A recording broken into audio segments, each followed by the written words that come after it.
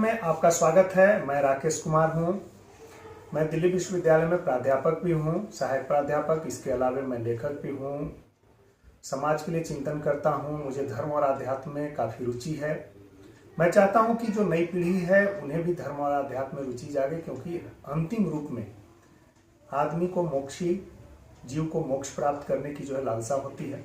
महात्मा गांधी ने कहा था कि जब आप जितना जल्दी आप रोजगार प्राप्त कर लेते हैं, यानी गेहूं की चिंता आपकी दूर हो जाती है, वैसे ही आप गुलाब की तरफ बढ़ते हैं, यानी अंतिम रूप में आप मोक्ष प्राप्त करने की ओर उन्मुख होते हैं। तो ऐसी स्थिति में धर्म और आध्यात्म जीवन से जुड़े हुए ऐसे पक्ष हैं जो जीवन की परिशुद्धि के लिए, जीवन में आपको मोक्ष और के लिए जरूरी है। मोक्ष से मतलब है जीवन अगर आप संस्कारपूर्ण अर्थ में जिए, सद्गुणों के साथ जिए, जीवों पर दया भाव हो, आपके सदकर्म हो, सदप्रयास हो, जगत कल्याण में आपका विश्वास हो, तो ऐसी स्थिति में आप जो है आपके सदप्रयास आपको मोक्ष की ओर ले जाते हैं। मोक्ष की संकल्पना की अगर बात करें तो मोक्ष जो है, एक तो कहा जाता है कि जब आप जीवन चक्रों की जो भवसागर है, जीवन और मृत्यु का चक्र है, जब उससे आप मुक्त हो जाएंगे तो यह एक मोक्ष की स्थिति है। दूसरा जो है, जीवित रहते हुए भी अगर आप उन जन्म और मृत्यु के चक्रों से मुक्ति ना पा सकें, लेकिन आपके जो सदकर्म हैं, आपके जो प्रयास हैं, आपके जो कृतित्व हैं, वह अगर आपको जीवन में अमरता प्रदान कर दे, अमरत्व दे जाए, तो यह भी एक मोक्ष की स्थिति है। इसे जिंदा रहते सांसारिक जीवन में मोक्ष की स्थिति कहा जाता है। गोस्वामी तुलसीदास खुद उसके एक अप्रतिम उदाहरण है। इन्होंने अपने जीवन में अमरता प्राप्त कर लिया है। पीढ़ियां चाहे कोई भी हो, इन्हें याद करेंगे ही करेंगे, इनके कृत्यों के चलते, इनके कृतित्वों के चलते।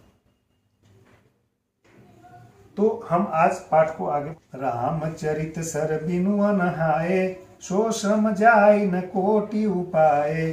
कवि कोविद अस हृदय विचारी, गावहि हरि जस कलिमल हारी। अर्थात सरस्वती जी दौड़ी आने की वह थकावट राम चरित रूपी सरोवर में उन्हें नहलाए बिना दूसरे करोड़ों उपायों से भी दूर नहीं होती। कवि और पंडित अपने हृदय में ऐसा विचार कर कलयुग के पापों को हरने वाली श्रीहरि के यश का गान ही करते हैं।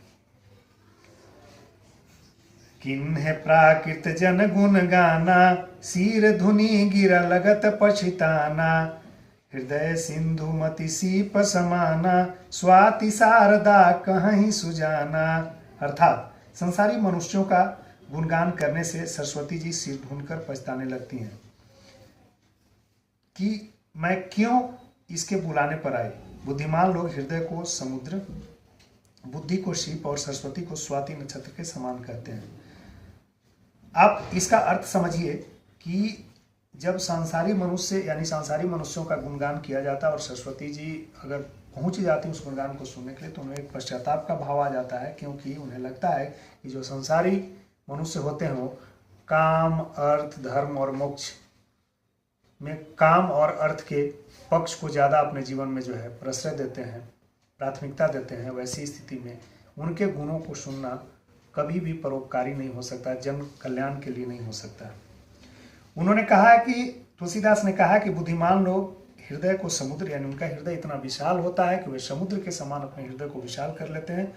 बुद्धि को शिप यानी चमकीला, यानी आपके जो बुद्धि हैं वह रत्न जड़ित हो जाएं, आपके बुद्धि में विवेक की स्थिति उत्पन्न हो, क्षीर और नीर, क्या गलत है क्या सही है, इस सत्य और असत्य के ज्ञान को धारण करने वाले हों। और सरस्वती को वे स्वाति नक्षत्र के समान समझते हैं। स्वाति नक्षत्र की बूंदें जो चातक पक्षी होती है, उनको गर्भधारण के लिए, यानी एक बूंद स्वाति नक्षत्र का एक बूंद के लिए वह जो है आजीवन प्रयासरत रहती हैं। और पूरे स्वाति नक्षत्र में ये पपीहे मुंह खोल करके आसमान में उस बूंद की प्रतीक्षा में होते हैं। तुलसीदास ने वहां पर दृष्टांत देते हुए, तुलना करते हुए चीजों को आगे बढ़ाया। जो बरसई बरी बारी विचारू, हो ही कवित मकुता मुनि चारू। अर्थात इसमें यदि श्रेष्ठ विचार रूपी जल बरसता है तो मुक्ता मुनि के समान सुंदर कविता होती है। जुगति बेदी पुनि पोहही, रामचरित बरताय। वही हर हर ही सज्जन बिमल उर, शोभा अति अनुराग सियावर रामचंद्र की जय। उन कविता रूपी मुक्ता मणियों को युक्ति से बेध कर फिर रामचरित रूपी सुंदर तागों से पिरोकर सज्जन लोग अपने निर्मल हृदय में धारण करते हैं। इससे अत्यंत अनुराग रूपी शोभा होती है, यानी वे अत्यंतिक प्रेम को पाते हैं, ऐसा तुलसीदास कहते हैं।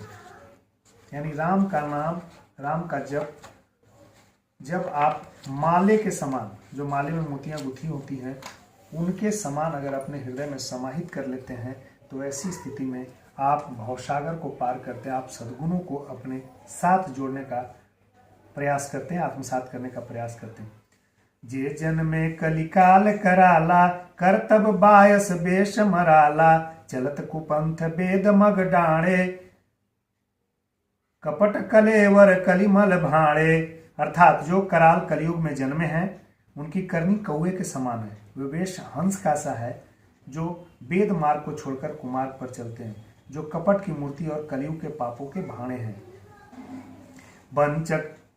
बंचक भगत कहाई राम के, किंकर कंचन कोह काम के, तीन मह प्रथम रेख जग मोरी, धींगम धर्म ध्वज धंधक धोरी। अर्थात जो श्री राम के भक्त कहलाकर लोगों को ठगते हैं, जो धन, क्रोध और काम के गुलाम है, जो धींगा धींगी करने वाले हैं, धर्म ध्वजी यानी धर्म की झूठी ध्वजा फहराने वाले अर्थात दंभी हैं, और कपट के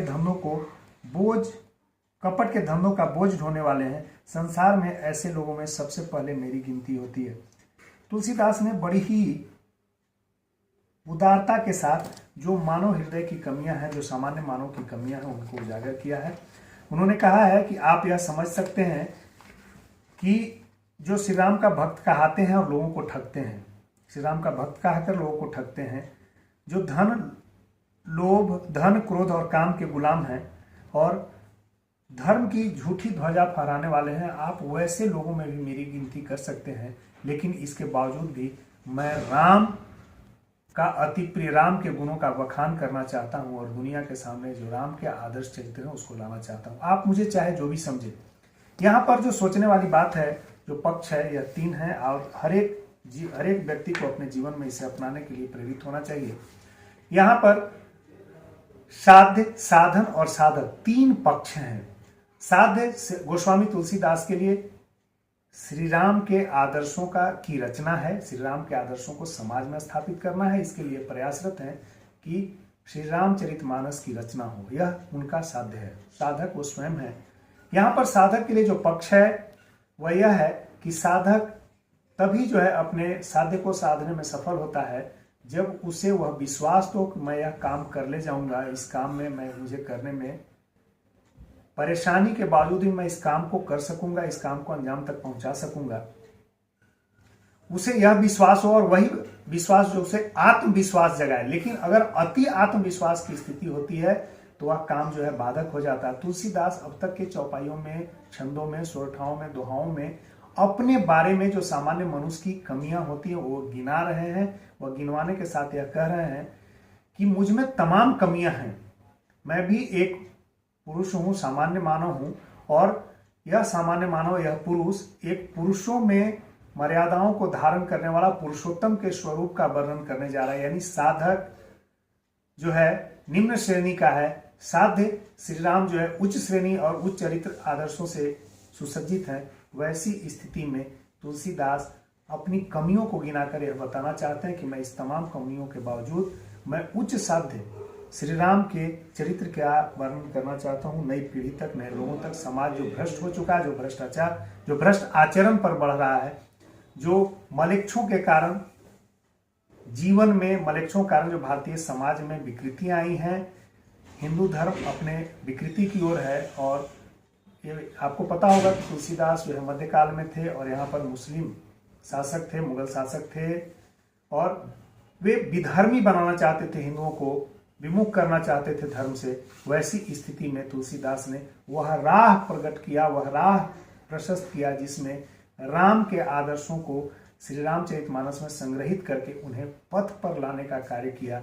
और उन्होंने अवधी भाषा इसलिए चुनी थी क्योंकि सामान्य आदमी भी राम के आदर्शों चरित्रों को समझ करके अपने हिंदू और हिंदुत्व की रक्षा कर सके और श्री राम को अपना सके। किसी भी सूरत में धर्म परिवर्तन के लिए वह जो है बाध्य नहीं, अगर बाध्य भी किया जाए तो उसे जो उसकी अंतस चेतना जो है उसे प्रेरित करे कि यह धर्म सर्वश्रेष्ठ है और हमारे धर्म में पुरुष भी अपने सत्कर्मों, अपने प्रयासों और कर्मों से पुरुषोत्तम हो सकता है। और उन्हीं रामचरितों का वर्णन जो है श्री रामचरितमानस में की गई है। जो अपने अवगुण सब कहीं, बाढ़ई कथा पार नहीं लहई, ताते मैं अति अल्प बखाने, थोरे महू जानी है सयाने। अर्थात यदि मैं अपने सब अवगुणों को कहने लगूं तो कथा बहुत बढ़ जाएगी, मैं पार नहीं पाऊंगा। इससे मैं बहुत कम अवगुणों का वर्णन किया है, बुद्धिमान लोग थोड़े में ही समझ लेंगे।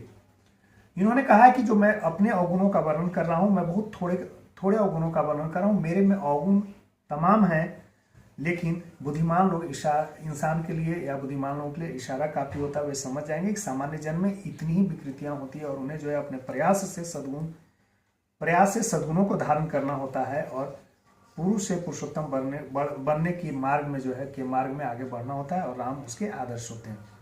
समुझई विविध विधि बिनती मोरी, को न कथा सुनी देई खोरी, ये तहु पर करिहहि जे आशंका, मोहित अधिक ते जड़ मति रंका।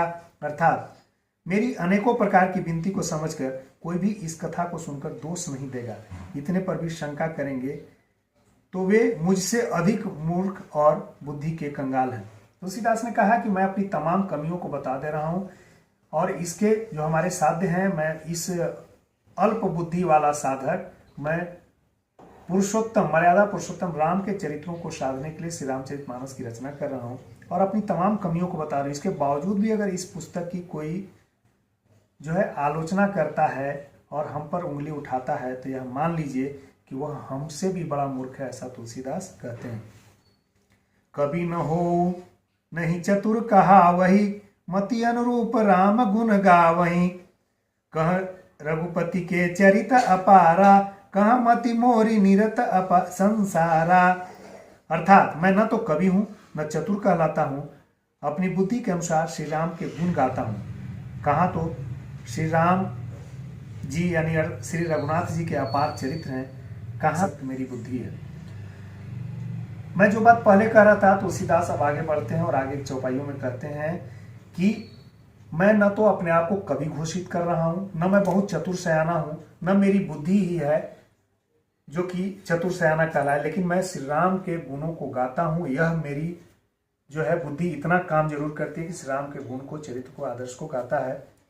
क्योंकि और उन्होंने कहा है कि साध्य हमारे जो रघुनाथ जी हैं वह अपार चरित्र वाले हैं और मैं जो साधक हूं वह संसार के में आसक्त है हमारी बुद्धि। तो वैसे में इस उत्तम साधक को जो निम्न कोटि का साधक है वह साधना चाहता है, ऐसी बात उन्होंने कही है। जे ही मरुत गिरी मेरु उड़ाही, करऊं तूल के ही लेखे माही, समुझत अमित राम प्रभुताई, करत कथा मन अति कदराई।